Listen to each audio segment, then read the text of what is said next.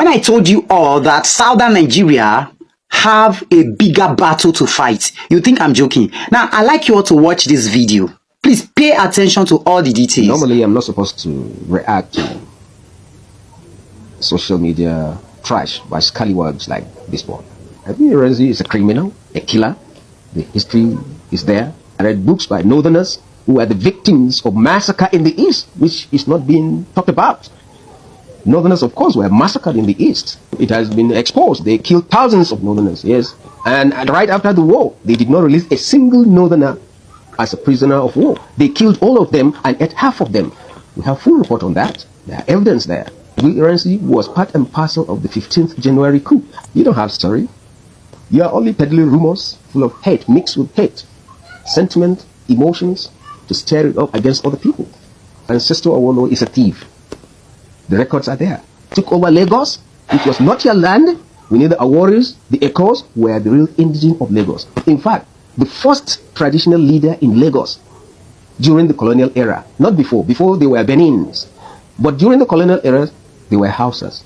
Abbas, Serki Abbas, was the first installed native leader in Lagos, Badagry. But you want to claim he was Yoruba. Go and look at his statue. He was wearing Hausa Babariga, and his name Abbas, his title Serki, will tell you that. Now let's go back to the coup. What are Southerners doing in the north? At that time, why should they occupy all the positions? Without due respect, Sir Tokoy, you refer to Agui Ironsi as a criminal and you called him other terrible names. Sorry, sir, without hypocrisy, who was Amadou Bello? Who was Idi Babangida, the ruthless murderer? Who was Buhari? Who was Gowon, who at old age is still lying and doing blame games? Even at old age, still lying about the civil war. Who was Shagari? Wasn't he a looter, a criminal, and a thief? Who was Sani Abacha? Who emptied the state, the Nigerian state treasury? Who was Muritala? And who was Mustafa? The key actor in Sani Abacha's government. The rig guy that he used in committing all manners of evil. Who were these guys? You hypocritically come out to refer to others as criminals. And then, Satoko, you talked about northerners being unalive in their thousands in the east. But you never told us the scenarios where this thing played out. You never told us the day or the year or the officers or the scenario that played out for when that happened. I've never read anything about that. And how come it is only your northern brothers that recorded such? The Westerners, the Europeans who have actually written about this whole story, have never heard where northerners were unalive in their thousands in the east. How come it's only your northern brothers that have that record? And even the other narratives that are talking about Easterners being unalive in their thousands and millions in the north, even your northern brothers recorded it also. I hope something is not fishy, sir. Sir Tukor, you referred to Ademo Yega as a liar. But permit me to remind you that all your leaders in the north, from independence to now, have been lying. They've lied to you that you own Nigeria. They lied to you that they use your resources, Granite Pyramid, to build the south. Lies. That they use it to build a railway station. Lies. That you control Nigeria, you determine who becomes president. Lies. Gowon is all over the place lying about the civil war. Sadana said his own lies when he was alive. The same thing as Tafawa Balewa. You want me to continue? Muritala and the rest of them. Sani Abacha, liars. And here you are, having the temerity and the guts to refer to another person as a liar. You see how one-sided your story is? And then your last question that you asked was about why were Southerners dominating the entire Nigerian state? Why were they dominating every national institution as at early independence? Satokor, it's more or less like you are forgetting something. It's like you forgot that as at independence, the Northerners were still living as if they were in 14th and 15th century. They were typical farmers. They were nowhere to be found so long as education is concerned. They were predominantly illiterate. They didn't cherish anything civilization. They were still in their mountains and caves. You've forgotten. You see, all these lies that we are peddling all over the place, that's the reason I'm telling every other ethnic group in the South, be it Yorubas or whatever, that are busy screaming that Ironsi, Agu Ironsi removed regional government, and he announced the Decree 34, and for that reason everything was removed. I have a video to play to you. Let me use this video to discredit all those lies. Happy viewing. General Ironsi cannot be solely blamed for the removal of regionalism in Nigeria. The shift from a regional system to a centralized structure was the consequence of the January 1966 coup and subsequent political and military decisions. While Irosi's unification decree played a role, the broader context of military rule and action taken by his successor, General Gowon, were equally significant in dismantling regionalism. Here are some key points to support this perspective. Number one, impact of the January 1966 coup. You can pause and read it through. Number two, Ironsi's role and decree number 34. You can as well pause and read it through. Now, I would like to stress here that Ironsi's unification decree was an attempt to create unity and address the ethnic and regional tensions that contributed to the coup. You see, what this means is that the country was already in disarray. So Ironsi needs to control, he needs to put everywhere in order, he needs to calm everything down. That was the reason, number one, he had to make sure that he is in charge of all the regions. Did you get that? It's not for him to control the resources, no. It's for him to calm the nerves and let there be calmness, let there be peace first. That was the reason he released this decree. Did you get that? You can pause and read the rest, please. Now, Gowon's rule, you can also pause and read it. And then again, the nature of military rule. Military regimes, by their nature, favor centralization to ensure control. Did you hear that? The removal of regionalism was thus a collective outcome of military governance. Nigerians with emotional judgment. Did you hear that? Not solely Ironsi's doing. Did you get that? Now, the conclusion of the whole matter. Why Ironsi initiated the formal steps to abolish regionalism, the broader context of military intervention, the aftermath of the January 1966 coup, and Gowon's state creation all contributed to the collapse of regionalism. Blaming Ironsi alone oversimplifies the complex historical process that led to the centralization of Nigeria. Oh my father, I think this is objective enough now. Why the tribal? You see, Nigerians, we are just trying to protect our tribes, even when the truth is glaring. And this is the reason I've been shouting, screaming, we are not one. Let's stop the pretense. We are not one now. There is nothing unifying us. I'm begging everybody. We are not one. The reason I need to react to this, Mr. Tucker, I'm not actually good at replying everybody. Do you understand? But we need to set the record straight. We need to set the record straight, so that our children will come and they learn the truth, not all these lies our forefathers told us, so that we can inherit their enemies. Because that's what we've done. Gowon's enemy as at 1967 are now Northerners and Hausa Fulani's enemies. Ojuku's enemy are now the Igbo's enemies. Awolowo's enemy are now the Yoruba's enemies. That's how it looks like right now. So we must correct it. All these lies all over the place. We like forgetting that gray hair is on our head. And until you reason so, I tell you so, my next video is about the rift between the Yorubas and the Igbos. I'm doing this video so that people will learn. That's why I'm doing all of this, so that the lies get to be erased. When I tell you, we know they pray, Mr. Teji, no go fit fool you. You know, Francis Aguiyi-Ironsi was a major general. He knew nothing about that coup because it was a lower officer school and he could not have been part of the coup. But by virtue of military commandments and the interplay of political forces, Zik was already out of the country. And the cabinet members called themselves to the cabinet office for a meeting. And they asked Nwafa Orizo, the acting president, to swear in Mai Zana Debkarima as the acting prime minister, because of the disappearance. At that time, nobody knew what was already happening to Baliwa. He said no. And under the law, as a lawyer, under the Interpretation Act, an acting president, an acting premier, performs the functions of the substantive in law.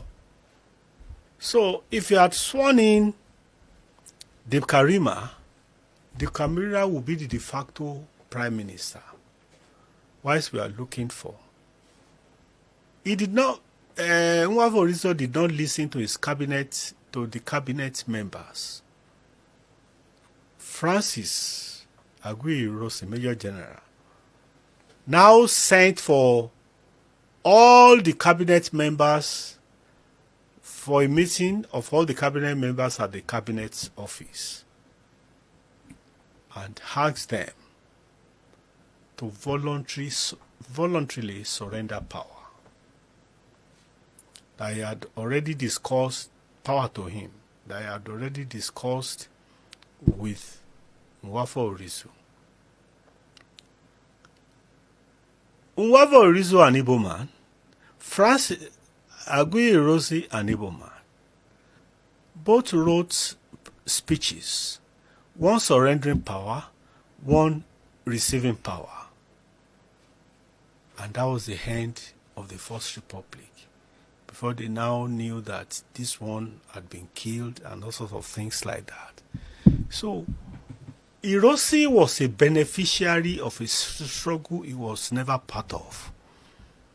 And that was what brought the counter coup of July 29, 1966. Was Murtala Muhammad not the leader of that coup? Murtala Muhammad was the architect and a very hothead that we know history says and describes him, was the major actor, planner. But he stayed back in Ikeja. The mandate was to the mutineers to strike when they get to Ibadan. Not do it in Kaduna for the political consequences. Not in Enugu nor Benin, but they chose Ibadan. Ibadan had been marked for the operation. But Murtala Muhammad was the actor behind the scene. Who was Theophilus Danjuma to the head of state? Thank you very much. Captain Theophilus Yakubu Danjuma was the chief security officer to the head of state, Major General Ironsi. He was, as we know, CSO. They are to protect the life of the person and his or her family. So Danjuma was the chief security officer to Ironsi. The chief security officer, yes, killed the man he was meant to protect. In his, he made some statements shortly after, about 20 years ago or so. He said the intention was just to kidnap Ironsi, put him on trial, and explain the reason why his government had not prosecuted the Major Kaduna Nzeogu team that led the first military coup. That the intention was just to arrest Ironsi, take him to a trial, and ask questions. But he said suddenly, when they were descending the stair of Government House Agodi, one of the RSMs, subaltern that he used to arrest Ironsi, became uncontrollable. And that it was that young middle officer who ordered the firing of Ironsi and Fajuyi. The January 1966 coup, that some have called the Igbo coup, was carried out primarily by Igbo officers within the Nigerian military. Their stated goal was to eliminate corruption and ethnic favoritism, which they believed was crippling the nation's development.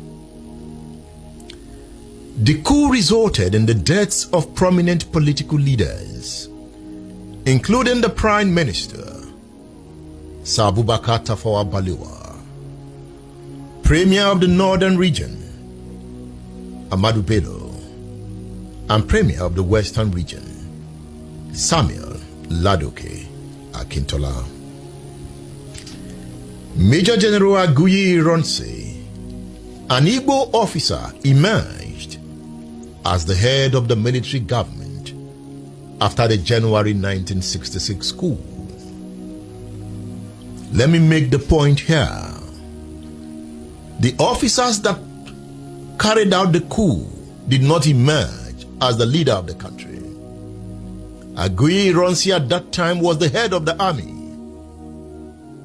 I am not sure he was part of the coup. Was he part of the January coup? No, he wasn't. He wasn't. Despite being the supreme commander, the GOC, yes, he was the GOC of the Nigerian army, but later became the supreme commander on being appointed the military head of state. But he wasn't part of it. The master planner was Ife Ajuna, a graduate from the University of Ibadan, who held the high jump record in Nigeria and West Africa. He consulted with his fellow Major Chukwuma Kaduna Nzegu, Hot-headed. a revolutionary. Nzegu was a true revolutionary, because in his broadcast on 15 January 1966, which can be Googled, he said, among others, the plan of this government, as you have rightly said, is to eliminate corruption, accusing Nigerian politicians of not only being 10%ers, they've graduated to 100%ers. Another focus, he said, was they were going to release Chief Obafemi Awolowo from the Calabar prison, where he was serving a 10-year jail, put him as the head of state, and give him military muscle for 6 months. Upon the stabilization of the future Awolowo federal government, he, Chukwuma Kaduna Nzegu, will resign his commission from the Nigerian army and go to the then South Africa to fight apartheid. You know, the statue of Colonel Fajuyi is somewhere in Dubai, opposite Union Bank. Is it Union Bank? Around that first bank in Dubai there. How many of you know? It's called the Ido Cenotaph, Dubai. You know, it's until 2 years ago I noticed that was Colonel Fajuyi. I just was, who is this military officer? I walked in, I said, Colonel Fajuyi, my guy. The colonialists built that spot and put the unknown soldier dressed in the subaltern uniform of the typical African soldier, as you also have at Idumota in Lagos. So one day, one of the military administrators removed the British statue of the African soldier and took it to the government house, Agodi, facing the government house. And when the civilian came, they thought it was a bad symbol for democracy. The soldier facing the government house, Agodi Ibadan. So they removed it, transferred it back to Ido Cenotaph. Then another military officer came and said, no, instead of the unknown soldier, put the effigy of Lieutenant Colonel Francis Adekunle Fajuyi, the man who exhibited this world standard ethics of the army. Loyalty. Thank you. Loyalty. Bravery, loyalty, and honor. He died for his boss. Oh God. He had every opportunity to escape or negotiate with the young mutineers. But no. He said, no, you should have taken him in Kaduna or Enugu or Benin, not here. What do you want me to say to Nigerians and the world? And you people, do you realize that myself and the Supreme Commander, we have been friends from the Congo, because they were friends. Yeah. Even though Ironsi was his senior. And you know, both of them were chubby. But Ironsi was taller, but they look alike, sort of. And they were friends. So he said, rather than betray my friend, my Supreme Commander, no, I will die with him, along with him. and they died together. The Land Rover that was driven out of the government house Agodi was almost moving when Fajuyi jumped inside it, because they were giving him the option. They said, "Sir, we have not come for you, rather we have come for this man." And that one man was the thing that infuriated Fajuyi most. A major general, GOC of the Nigerian Army, now Supreme Commander of Nigerian Forces, military head of state. You are referring to him as that man. Perhaps he didn't understand the reality of a coup at that time. And that will be. Yes, that. Until a coup is successful. What's it? Where they where they execute them. If a coup fails, the planners know they are going to end because my execution. It is when it is successful that now you start saluting. Like Niger now. It's successful. Coups, some coups fail, even at planning stage. Babangida is on record of being the meanest executioner of so-called coup planners twice. During the alleged Vasa coup of December 1985 and during the April 20, 1999 purge of Major Gideon Oka. If Gideon Oka and co had caught him. 42 young officers were executed despite the pleas from the world. Babangida executed them, wanting to make it known plainly to everybody in the armed forces that if you fail, you get the death certificate. Babangida that took away his best man, Mamad Vasa, he killed him. The son of Mamad Vasa, till tomorrow, insists that his father was honest or not guilty of the allegation against him. Even the wife, they are all still standing on the denial that Mama Vasa didn't plan any coup against Babangida. More so, not only Babangida's best man, the man who got the entrance form to NDA for Babangida.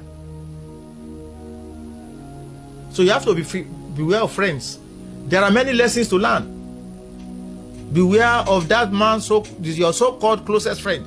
Because when Nzeogwu was rounded up in Kaduna and put in detention, he still insisted that there will be war between the North and the South, and that he was going to lead the war of the North. When he heard that Ironsi had been invited by the Senate in Lagos. The Senate president was Senator Nwafo Orizu, who invited the head of the army to take over. And Nzeogwu said no. Was that invitation voluntary? It was constitutional because they met. The Federal Executive Council quickly met. Did they have any option? They didn't. They didn't. The military boys were already on rampage. They didn't. And when they were hearing, and the things were getting clearer, that Nzeogwu was a revolutionary and he didn't care a hoot. And they read the speech at that address, 100%, and he said they were going to deal with them.